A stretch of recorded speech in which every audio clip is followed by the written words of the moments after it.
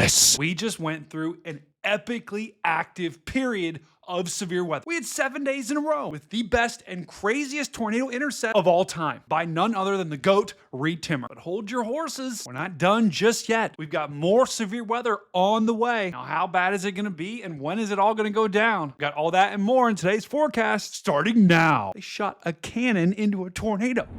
All right, so before we get started, I just want to do a quick recap of the last 7 days because it has been truly insane. We had multiple tornado warnings in Kansas from this storm where an initially rated EF3 tornado tore through Kansas. I mean, look at that velocity. It was off the charts bad. We also had another tornado emergency in Kentucky last Friday where a deadly tornado ripped across the state. And it all got kicked off last Thursday with this tornado in Missouri that I caught on a traffic camera. Holy tamale. And Ohio even got in on the action with one of the craziest lightning videos I've ever seen from Supercell. And I caught the Dominator live on webcam twice. I've got eyes everywhere. That sounded creepy. And it all got topped off by this direct tornado intercept of a suction vortice by Reed Timmer, the Dominator, Will Clay, Local Man Weather, and all of Team Dom. This will probably go down as the craziest and most extreme tornado intercept of all time so far. And yes, Brian and I were losing it backstage. We lost our minds when we saw it happen live. But enough of that. Let's talk about the forecast for the next couple of days. So guys, by the time you listen to this, it's going to be Thursday night and we likely will have severe weather already ongoing. But we do have severe weather possible today,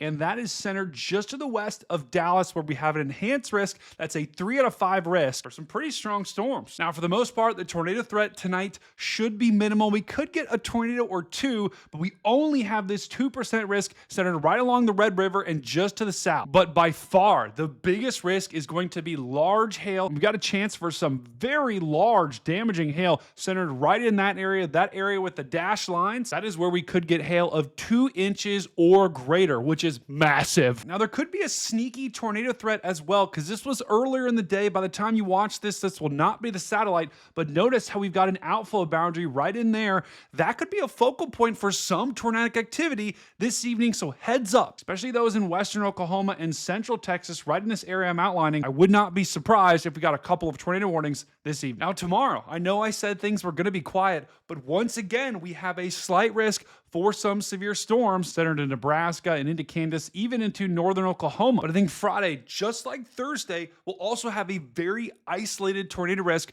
Friday is going to be a wind bag that is a huge squall line. It's probably going to form up here in Nebraska and then swipe down into Kansas and even into Oklahoma. You can see that by the shape of the risk. That looks like a squall line that's going to form up here. It's going to crash its way through Kansas into Oklahoma. And then Saturday, once again, we've got another severe weather risk. Guys, these are just kind of localized mesoscale severe weather risk. We're not talking about any widespread tornado outbreaks like we were the past couple of days. And that risk is once again kind of centered here in Kansas, Oklahoma, and Texas, which is where we usually see severe weather this time of year. All right, so how is this all going to time out for the next couple of days for these 3 severe weather risks? Let's take a look at the NAM model to show you. This is one model, keep in mind. And as we go into Thursday night, here's what things could look like. We likely will have some ongoing storms here, a couple of different clusters, but those will mainly contain large hail, maybe a tornado or two. You guys can check. This is at 9 p.m. Check the radar at the same time of this airing on the podcast to compare. And those storms could hang around well into the night as they push to the south here in southern Texas. Watch what happens during the day on Friday.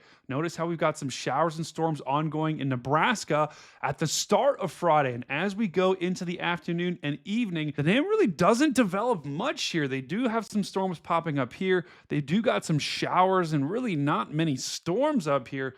But I think the threat could be Friday into the overnight hours. Watch what happens. See a little squall line forms right here. I think it'll actually be further off to the west than this, but that is your risk for Friday. And as we go into Saturday morning, look at that huge squall line that forms. So this area is the area to watch. Friday night, kind of a big time wind threat evolve overnight on Friday into Saturday morning. And then as we go into the day on Saturday, the leftovers of those showers and storms dissipate. And then we've got some storms popping up here in West Texas. That's where your risk is on Saturday. Stop what you're doing right now. Pick up your mouse in your hand just like this, throw it in the air, grab it again, hit the subscribe button, and mash the like button. And leave a comment below. Look, someone's leaving a comment. This video is so cool. Wow. Back to you, Stormcat. But if I show you the upper level pattern, here's why I'm not expecting widespread tornado outbreaks the next couple of days. We are basically in a ridge here from Thursday through Friday. See that ridge of high pressure that's right there?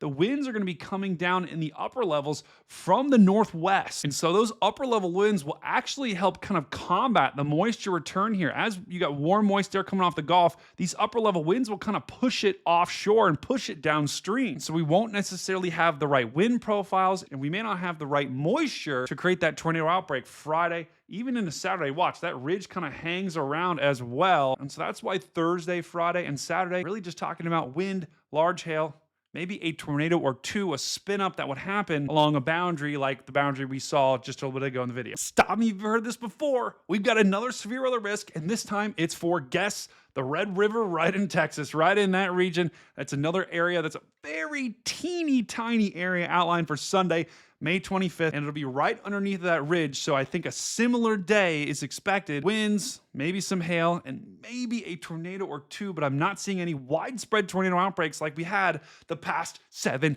days. All right, guys, well, that about does it for today's forecast. As a reminder, if you are watching this on Thursday, make sure you tune into our podcast live on YouTube tonight at 9 p.m. Eastern, where we're going to have Craig, Cece, and the folks from Weather Call on the show. Set your DVR, set your notifications to on, and see you in the chat. I won't be on tonight, at least for the first half, but I'll be sure to see you on the next podcast and on the next outbreak. Thanks for joining me today, and as always, find someone, tell them you love them, tell them you care about them. Thank you all for all the support the last several days. And tonight, be sure to give Phil and all the other Stormfront freaks plenty of love. And guys, if you do join tonight, I want you to ask this question in the chat. Keep asking, where's the pickles? I don't know why I'm telling you to ask it, but just do it, because there's no way the Stormfront freaks are going to watch this video, so they'll be so confused. Anyway, that's all I got today, guys. It's the Stormcat 5, and I'll see you on the next one.